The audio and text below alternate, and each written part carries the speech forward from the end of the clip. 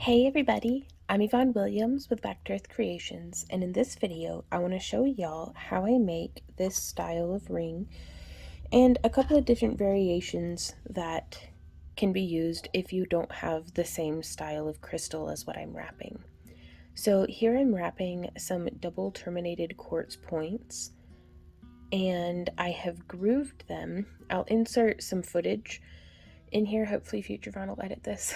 Come on, Future Von. But so while I'm speaking, you'll be seeing that happening. But I've grooved these quartz crystals using a diamond jewelry bit on my Glass Star Superstar grinder. Links for everything will be down in the video description below. And if you don't have this style of crystal, you can also, which by the way, I'm trying to sell them on the website. I don't know if at the time of this tutorial premiering, if we will have any currently available, but I do new shop updates every Monday. So be sure to sign up for our free newsletter. That way you stay up to date with what we have in stock. But we have some double terminated varieties. We have some single terminated varieties that just have rough crystal on one end and the naturally formed crystal point on the other that have been grooved. And these can be wire wrapped independents and stuff as well, but we're just going to be specifically going over how to do these as a ring. Now, also, alternatively, you can also use a crystal that has already been drilled. I'll have these linked down in the video description as well, or even a round bead, or my personal favorite, a coin or lentil bead, something that's a little flatter that already has a hole drilled through it that you can use as a ring. Oops, that way it doesn't protrude out quite so far. Now, options for different stone types or even hand filing your own. This is just a regular like metal file, and that worked okay on this selenite. Selenite's a very, very soft stone, so I don't know if I would necessarily recommend it for wearing as a ring unless it's been stabilized with resin, in which case this has not. But, you know, if you want to try your hand at it and you have some selenite or kyanite or something like that, just be sure that whenever you're filing it, you go nice and slow. You don't press because this stuff fractures pretty easily. And definitely wear a dust mask, and then I just clean up with a damp paper towel. Whoop, clean up everything, that way there's not rock powder in the air. Now if I were going to be filing something like this red jasper, I tried to use the metal file on it and to no avail. So a diamond file would be that would be the preferable choice for this, or you could use like a diamond bit on a Dremel tool, or if you do this quite a bit, I would recommend investing in a grinder. You can get a whole lot of grooved cabs out of even just a single bit. The bits are like pretty expensive, but you get a lot of work out of it. And then also we can wrap rough crystals like this. Anything that has a natural little bit of a divot that you can nestle the wire in works great. So let's go ahead and get started. I'm going to be using 12 inches of 18 gauge vintage bronze wire. This is from parawire.com. This is not sponsored. I just really love their enameled wires because I don't have to worry about it turning my skin green. I don't have to worry about it irritating folks with metal allergies, and I've been using it in our booth for over a decade at this point. So it's really good stuff, and I basically swear by it. So we will also be using 18 gauge half round. So this is round, this is half round, but I definitely invite you guys to, if you don't have these same wire gauges, experiment with what you have on hand and see how it goes. I particularly like the half round because of the way that it nestles in and sits so nicely whenever we do our wrapping, but you could very easily replace this with a 22, 24, or even a 26 gauge wire. And the 18 gauge, you could go or for the ring base, you could go as thin as 20 gauge or even as thick as like 14 gauge. So that's up to your preference as well. So, and I'm using up to 12 inches of the half round wire as well. And the color that I'm using is titanium. It's a silver plated copper core, so it stays nice and bright and shiny and I've never had any problems with the titanium toned enameled wires yellowing on me. So our first step is going to be to take our 18 gauge. I'm going to grab just a few pairs of pliers here.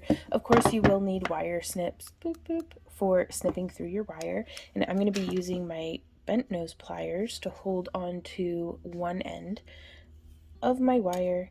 And then I'm going to be using my nylon jaw pliers to just run the length of our wire. And this is work hardening it. This is our 18 gauge round. And I just want to stiffen it up a little bit, get all of those lines out. If you feel it with your fingers, like if you're following along with me, your wire may actually be a bit warm, and that is okay. So now, let's set some other stuff off to the side. I'm going to be wrapping this quartz crystal here, which on our website, backtoearthcreations.com, we often will sell just loose quartz crystals. And we have an option. There's a video tour on each page that we sell crystals and cabochons. There's a video showing you how to add the groove option, but you can buy the crystals just rough like this from us, or you can get the groove option added and we will groove it for you. And if you have a preference to have the groove very close up to the end or in the middle, you can always leave a note in your order and we'll try our best to help you out. So I'm going to take our crystal, or if you were using a bead, you could still just use the half round wire and thread through the bead like so and proceed from there. So from this point on, it's exactly the same. So I'm going to pick which side would sit more snug and flush against my finger. So on this crystal, it's this wider, flatter side. That's going to be my down. And then with our half round wire, you can tell the round side because it has the way that the light plays on it versus the flat side. You're going to get a nice solid flash. And then that's the round side. So flat side towards the bead or towards the crystal. And I'm going to just press around, and this 18 gauge half round fits perfectly into the groove that we make. So there's no like wiggle or anything, and it's not stressing the stone by being too big for it. So now we're going to take our 18 gauge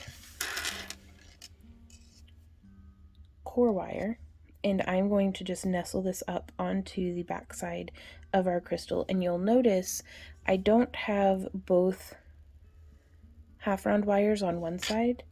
I have one is in between the main wire and me, and one is between the main wire and the rest of the world. So what we're going to be doing with this, I'm actually going to swap it for no other reason other than it's just more comfortable for my hands. I want to make sure that that 18 gauge wire is nestled into the groove on the crystal.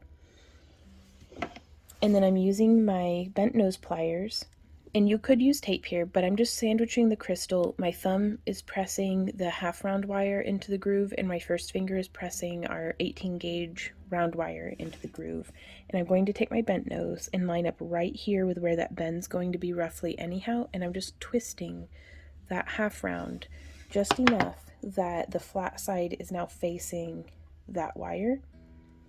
And from here, we can wrap around once, twice, and thrice. We only want to do just a couple, just to kind of tack it into place right now. And so now we'll come around to the other side. And again, this wire is on the left, and so this wire is going to be on the right. And really, I guess you don't have to do it that way. I just like it. I don't know why. I don't really, I mean, shoot, do it the other way if you want. Let's try it the other way, because then we can compare and see how that looks compared to these are the ones that I had done previously, and it kind of just offsets the crystal just a little bit from the rest of the ring. So we can compare and contrast. So I'm just pulling that down. I'm going to take my bent nose pliers, you could use whatever pliers you like, and I'm gripping the wire firmly but not smushing it to death, and I'm just twisting so that the half round, the flat side of it, is sitting comfortably against our 18 gauge. And then there's 1 wrap, 2 wrap, and 3 wrap. And so now from here we want to cinch this down. So I'm just taking my bent nose pliers again, and I'm going to grip the half round, and I'm just going to twist. And that, you can see, is cinching the 18 gauge in just a little bit tighter. And I'm going to do that same thing on the other side. And I want to be twisting so that it is cinching in this wire. So if you try it in one direction and it's not tightening it, try it in the other. So typically how the wire's right here, I went to, whoops, bumping the tripod. I'm so sorry, you guys. Close quarters. Like there's like maybe 10 inches of space between my tabletop and the camera to try to get you guys a good up close view. But I cinch in the direction towards right here. I'm really hoping that visually this makes sense. Okay, and then from there, once we have it to where there's no wiggle with the ring, and we want to make sure that that wire is actually nestled into the groove fully, we can now come through and just keep wrapping with our half round. I want to make sure that I don't put any twists in it so that the flat side stays making contact with our core wire. And I don't want big spaces, but I also don't want, I don't want big spaces in between our coiling, but I also don't want it to be so tight that they're stacked on top of each other. So I'm just going to continue around, and on the prototype rings that I had done for this tutorial, I only used about 4 inches of the half round wire, so my wrapping only came out to about here, which worked out pretty well. But I wanted to experiment and see what it looks like if we have the wire go just a little farther, because there's so many options for variation here on this that you could really steampunk this up a little bit. You could add in other crystals, you could add in some weaving and stuff, I'm sure. Like, this is just a platform for your creativity to spring from. And so now, again, we want to make sure that our wire is sitting very snug in the groove. We want to make sure that there's no wiggle of the crystal.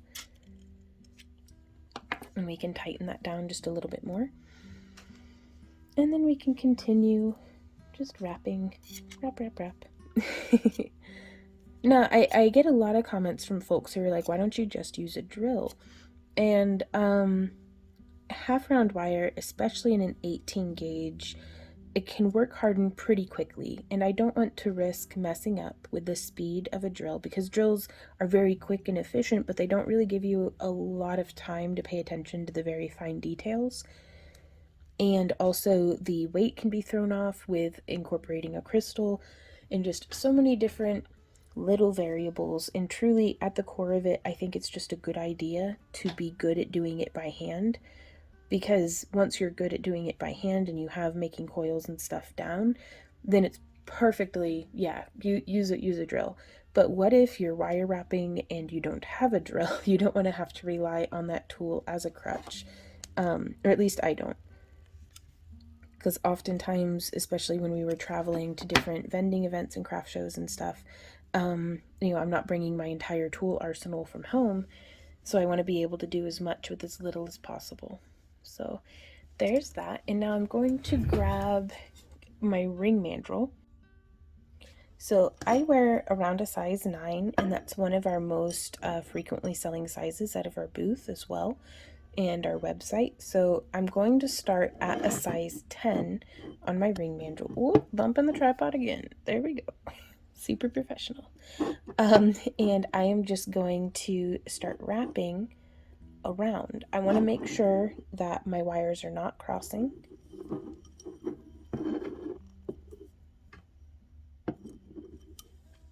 And so once we get to here, I'm now going to tuck that behind the crystal. I want my wire to continue around between the crystal and the mandrel. And at this point, I can start inching it up just a little closer to the actual ring size that I want. And we have some options. Let me show you. Ooh. So here on this ring, I just brought that wire directly across and then did a wrap and finished it in a spiral. Same thing on this one here. You can see it just went straight across, following it around, wrapped it, finished it in a spiral. And then we have ones like this one here where we did multiple layers. We did that first and then a second and then finished it without a spiral. So knowing we have those different options, let us try to achieve them. So I've just brought my 18 gauge up right snug up against the side of the crystal and bent up. And then I'm going to take this other side of the wire and bring it up by the crystal and bend it down. And this right here is how we get that look of the first two rings that I showed you. And so what we would do from here is we would just give this a bend, wrap that wire through there two or three times, and then either snip it or finish it in a spiral. But I want to come through and do a second layer because I like a little bit more support on the back side of the ring, or of the stone. So I'm going to just continue those two wires around just a little bit further. And from here, I'm going to bend. And I'm just smushing that through. I really love to use my bent nose pliers here because I can just grab and pull and it keeps things nice and crispy. I want to make sure that our wires are not crossing on the band of the ring. Whoop, coming around like so. And then coming around on this side. Again, I've bent it just a bit so that I can get the tip through, can grab it, and then cinch down. I use my thumb to hold the wire in place so that it will nestle where I want it to. And then bringing that up and over. Just continuing around. And let's put this back on the ring mandrel real quick just for a fit. And there we are, sitting at a size 9. 9.5, but that's okay. And from here, if we wanted to just finish this off, I would actually wrap it again and then give it a snip right there. But I really, really want a spiral. So I'm going to use my fingertip. This is about 3/4 of an inch or 2 centimeters. And I'm going to snip. Let's turn this around to the other side and snip. You could be very precise with your measurements. I clearly am not, but I like it that way. And so I'm going to grab this as close to the tip of the wire and as close to the tip of the pliers as I can. Not too tightly because I don't want to bite into the wire. And then I'm using my fingertip to keep the tip of the spiral from becoming three-dimensional. I want to keep it nice and flat. And then we can just cinch this in and around. There we go. And grabbing there, cinching around town. And you can always do a spiral, and if you decide that you hate it, you can snip it and tuck that wire. And I'm going to demonstrate that for, well, demonstration purposes. So let's say, ooh, I hate it. Actually, I really love that spiral, but that's okay. This is for science or something, right? So I'm just going to lift out just a little bit, get my wire snips in there, snip it, and then we're gonna smoosh it. And we want to make sure that that little point is not protruding past this wire. I'm zooming in real close. Please pardon my working nail polish. But so you can see that snipped end kind of tucks in more or less cleanly in there, but there's no little pokey bits to get tangled in my hair or on my clothing, whereas this is the spiral side. So you could finish your ring either way. I want to experiment with adding more layers of wire, like if we had done another wraparound, because this right here,